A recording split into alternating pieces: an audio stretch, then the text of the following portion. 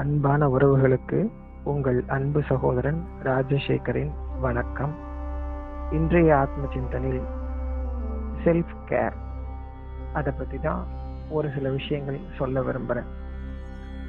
இந்த உலகத்தில் நம்ம கூட பிறந்தவங்க, தாய் தகப்பன், கணவன் மனைவி, நண்பர்கள், சமூகம்னு யார் யாருக்கும் நம்ம எவ்வளவோ செய்கிறோம். அதில் ஒரு குறிப்பிட்ட அளவாவது நமக்கு நாமளே செஞ்சுக்கிறோமா அப்படின்னு யோசித்து கண்டிப்பாக பார்க்கணும். ஒருத்தருக்கு ஒன்று வந்துருச்சுன்னா எப்படி துடிச்சு போகிறோம், பதறி போகிறோம், அவங்களுக்கு உதவி செய்கிறோம். உடல் ரீதியாக, மன ரீதியாக, பண ரீதியாக எவ்வளவோ செய்கிறோம். அவங்க தடுமாறும் போது கவலைப்படாதீங்க, ஒன்றும் இல்லை, சரியாயிடுன்னு உட்காந்து ஆறுதல் சொல்கிறோம்.